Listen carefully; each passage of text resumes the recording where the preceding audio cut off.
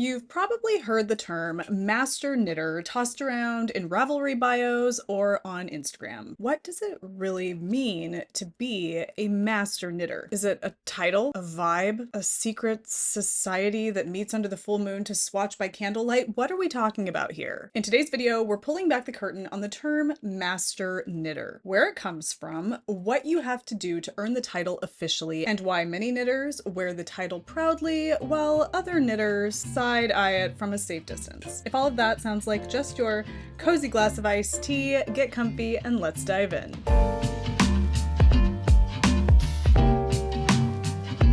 Hello, hello, hello, and welcome to the Wool Needles Hands Midweek Ramble. That's right, folks. The Midweek Ramble on Wednesdays is returning, and I'm really excited about that. Now, for today's video, I want to dive into a topic that was requested over on the Wool Needles Hands tip line, which you can access that email down below. There's a link down there if you would like to email me some tips for future video ideas. That's where today's video idea came from. And that is, what is a certified official master knitter? And I want to dive into that with you guys today. I've done some research, I've dug in a little bit, and I'm really excited to share this with you because it's interesting. It's not something that I really knew a lot about, but I did know that it existed, just like the title of Master Gardener exists, which I think my mom holds that certification. I need to check with her. Hello. Good morning. Hi. How are you? I'm good. How about you? Good. I have a question. Good. Do you hold a Master Gardener certification? No, the classes, but I didn't go through and get my certification. Didn't go all the way through their course and stuff. I'm filming a video about master knitters and it's the same credential but for knitting. Oh. And so I wanted to ask if you had gone through with your Master Gardener, because there's a lot of people that start the credential for knitting as well, but then don't finish it for similar reasons. Yeah. And that's okay. But I was just curious to know if that was true for you, if you had it or if you decided not to go through with it. Number 2. Okay. I have no intention of becoming a master knitter, so I Master knitter certification. Yeah, they do. You have one though, for as good as you are. Oh, well, I think I have a long ways to go, but somebody had asked me if I could do a deep dive into the master knitter, and so I looked it up, and there's a whole guild and association, and I'm actually talking about that in this video. So you video right now. Yep. Okay. All right, love you. Love you, sweetie. Bye. Okay, so that's interesting. She doesn't hold a Master Gardener's credential, and if you could kind of tell from the conversation, it's probably because she just didn't want to go through the process. And we're going to actually talk about that a little bit today too, because it's a really important consideration, or something to keep in mind when it comes to something like a credential like this. Okay, but before we get into what it means to be a master knitter, I want to talk to you a little bit about the organization where this certification comes from. The TKGA, or the Knitting Guild Association, is a nonprofit volunteer-run group founded in 1985, and it's been entirely run by knitters ever since. Their whole mission is to preserve and pass on knitting knowledge, whether you're a beginner learning increases or someone researching the history of Shetland lace. They started out as a national guild in the US, but today they're international, offering not just the Master Hand Knitting certification, but 5 other certification programs, digital courses, mini workshops, and a quarterly digital magazine called Cast On. They also run an annual virtual conference and publish a monthly newsletter packed with techniques, tips, and knitting news. TKGA is where knitters go when they want to dive deeper, and the Master Hand Knitting program, that's their crown jewel. The title Master Knitter isn't just some casual flex. It's an official credential, and it's awarded by the Knitters Guild Association, which has been running its Master Hand Knitter program since 1987. This program is rigorous, detailed, and broken into 3 levels. Each level asks you to knit a series of swatches, and I think it's about 19 swatches per level, that demonstrates the mastery of particular techniques, and you have to pair that with research reports and little dissertations mapping out everything you've learned and gathered from that process. By level 3, you're designing original garments, writing patterns, and not just showing how you did something, but providing the rationale for why it works and matters in those particular designs. Which I think is really cool because it takes me back to when I was working as an educator and talking a lot about the various different stages of learning and the depth of learning, and you start with your knowledge and the things that you know just based on facts,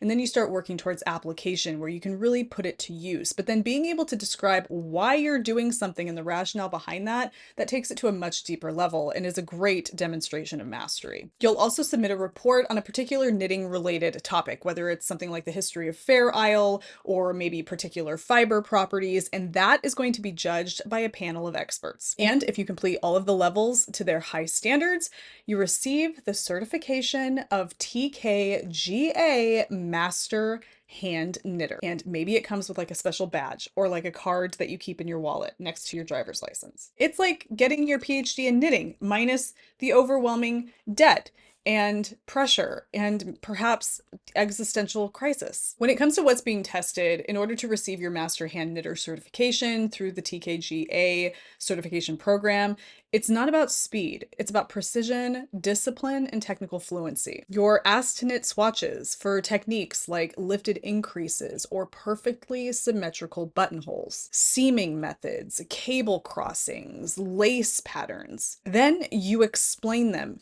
in writing. You'll get feedback on your tension, the consistency, your blocking, even how clearly you explain your instructions. They want to know, can you not only execute the technique, but teach about it, write about it, give instructions, and troubleshoot it? Not everyone, including myself, wants to live in that level of detail, but for some, it's just their cup of tea. Now, like anything, there are pros and cons, and I want to talk a little bit about this because this is something that you really have to weigh out before deciding to take the plunge to become a master hand knitter. And I have a feeling that most of the people watching this video aren't seriously interested in this process. And I don't mean that because the people who are watching this video aren't able to do it. I just think that your average knitter probably doesn't have that kind of concentrated interest, or they don't want to make it so technical and focused. They just want to enjoy their hobby. And I get it because I'm exactly the same way. But for those who are finding that their interest is piqued,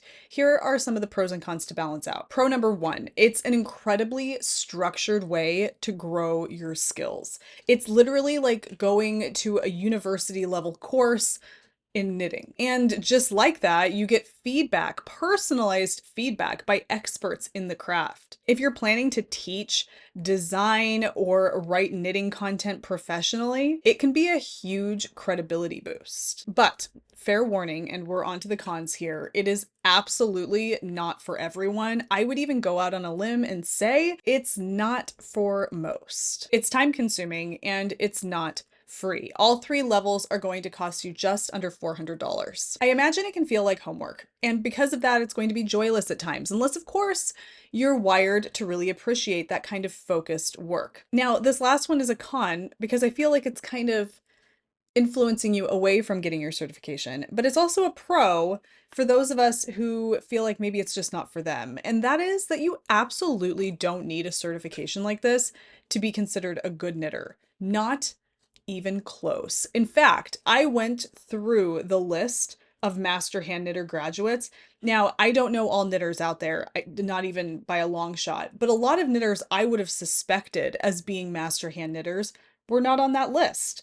And that's not necessarily because they're not masters of their craft. It just means they didn't seek out the certification. So not being a master hand knitter doesn't say anything to the quality of knitter that you are. It's more along the lines of, if you want to seek certification, it's a way to prove that you are a master at your craft. Now, just like anything, if you are referred to as a master of something, if you have a master's degree in some particular field, if you are the golfing tournament, like the Masters, right? Like there's a very culturally significant weightiness to the title of master. It sounds definitive, exclusive. It reflects the fact that you have mastered the techniques and the skills that are most important in your particular field or craft. Like there's a finish line you're supposed to cross in order to be considered a master. But let's be honest, knitting isn't a race. It's not a hierarchy of skill levels and who's better than who, not generally speaking. And now you can put yourself in that box and you can seek out that certification because you want to lift yourself up and feel as if you have deserved that title of master of your craft. To a lot of people, it carries a lot of weight and is very important to them for very significant and important reasons. Mastery can come from experience, curiosity, and practice, not just a structured program. That's not something that you need to aspire to if you just want to be a knitter as a hobby, for example. But if you like the challenge and you like the structure and you want to give yourself something to shoot for and you just love your hobby enough to do it, then I think it could be a really great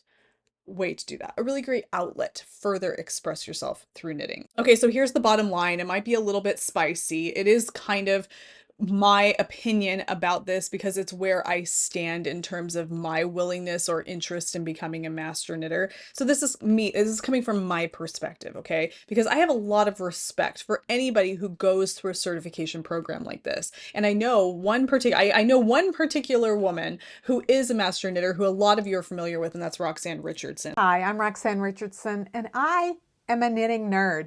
I'm a certified master hand knitter and a certified knitting teacher. And I have a lot of respect for her just vast amount of knowledge. She's an incredible resource in the community, and I appreciate everything she provides.